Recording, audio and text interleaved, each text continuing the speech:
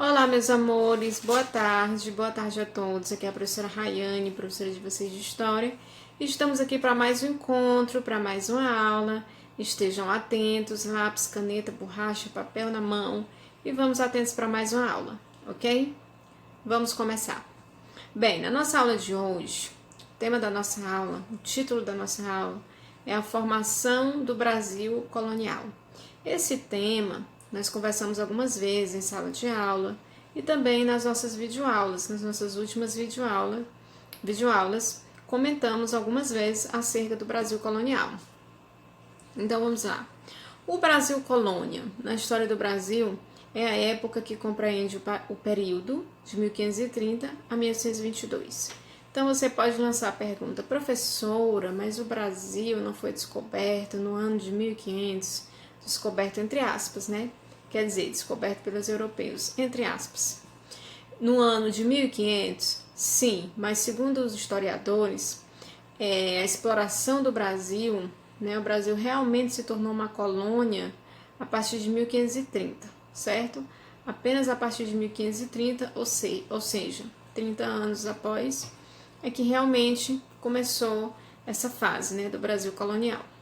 Este período começou quando o governo português enviou ao Brasil a primeira expedição colonizadora, chefiada por Martim Afonso de Souza. Então, nesse período, efetivamente, começou a exploração do Brasil, né? O Brasil se tornou uma colônia de Portugal. E em 1532, 2 anos depois, a vinda da primeira expedição colonizadora para cá, para o Brasil, em 1532, ele fundou o primeiro núcleo de povoamento, né, a Vila de São Vicente, no litoral do atual estado de São Paulo, ok? Então, foi durante esses anos que grande parte da extensão territorial que o Brasil tem hoje foi conquistada por meio de diversos conflitos, tanto conflitos dos europeus, né, dos portugueses com os indígenas que aqui habitavam, quanto conflito também da parte dos portugueses, dos europeus com outros países que também queriam tomar posse dessas terras, né, explorar essas terras de alguma forma. Por exemplo, os holandeses, os franceses, os espanhóis, certo?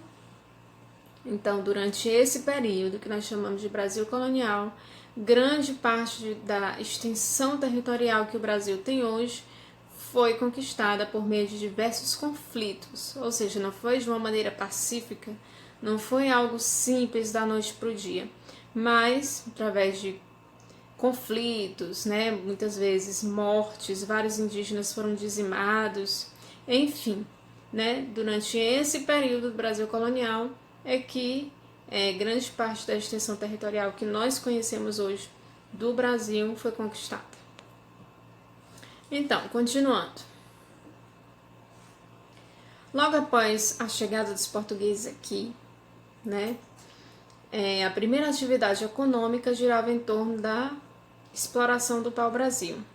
Os 30 primeiros anos, como eu falei agora há pouco, os 30 primeiros anos foi dedicado somente a essa exploração do pau-brasil, existente em grande quantidade na costa brasileira, principalmente aqui no Nordeste.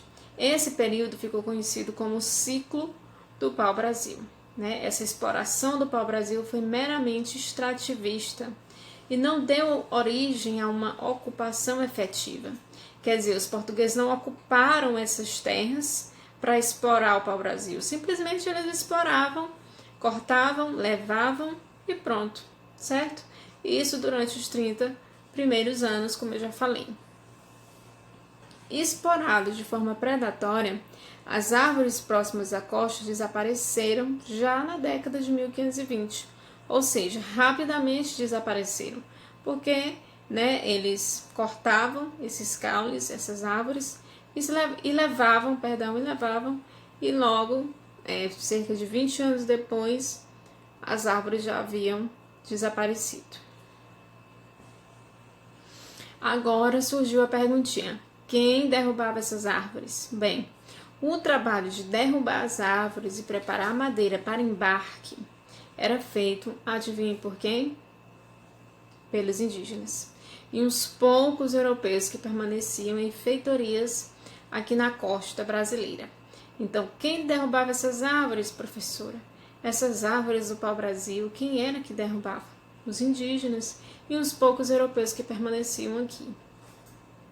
Várias expedições foram enviadas por Portugal, visando reconhecer toda a costa brasileira, né? Reconhecer o território brasileiro, saber se existia aqui riqueza, se a terra era boa para o cultivo, para o plantio, né? E também para combater os piratas, né? E comerciantes franceses, ou seja, a invasão de outros países, ok? Martim Afonso de Souza, em 1532, combateu a pirataria francesa, né? A invasão de franceses. E da mesma forma ele instalou em São Vicente, como nós falamos agora há pouco, a primeira povoação dotada de um engenho para a produção de açúcar. Então lá a terra era muito boa para o plantio de açúcar, assim como aqui no Nordeste também, principalmente em Pernambuco. Para colonizar o Brasil e garantir a posse da terra, a coroa dividiu o território em 15 grandes lotes de terra, né, chamados de capitanias hereditárias. Estas terras eram imensos lotes de terra que se estendiam do litoral até o limite estabelecido pelo Tratado de Tordesilhas, ok? Bem, gente, esses lotes, né, esses grandes lotes de terra chamados de capitanias hereditárias, eles foram doados a capitães, né, que eram chamados de donatários, pertencentes à pequena nobreza lá de Portugal, que por sua conta promoviam a defesa local e a colonização, certo? A empresa açucareira foi escolhida porque apresentava a possibilidade de vir a ser um empreendimento altamente lucrativo, abastecendo o grande mercado de açúcar da Europa. Quer dizer, o açúcar, ele era muito valioso, ele era muito caro. Então, quando perceberam que a terra aqui era muito boa para o plantio de açúcar, eles acharam que era um grande investimento, né? Um grande investimento cultivar o açúcar aqui nessas terras. Foi no Nordeste do país que a atividade açucareira atingiu seu maior grau de desenvolvimento, como eu falei agora há pouco, principalmente em Pernambuco e também na Bahia. Nos séculos XVI e XVII, o Nordeste tornou-se o centro dinâmico da vida social, política e econômica do Brasil, justamente porque tinha uma terra muito boa para o cultivo do açúcar, certo? Para encerrar nossa aula de hoje, eu coloquei essa imagem muito bonita que nos faz refletir acerca desse período da história do Brasil, o Brasil colonial. Nós temos aqui os indígenas, né, sendo perseguidos pelos europeus. Nós temos aqui os grupos religiosos catequizando, evangelizando os indígenas. Nós temos aqui escravos nessa imagem. Então essa imagem é muito boa para vocês analisarem, ok? Então essa foi a nossa aula de hoje, espero que vocês tenham gostado. Assim que vocês terminarem de assistir essa videoaula, vocês receberão uma atividade que vocês deverão fazer.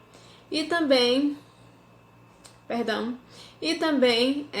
estaremos interagindo no nosso grupo do WhatsApp, ok? Um beijo no coração, fiquem com Deus e até a próxima aula.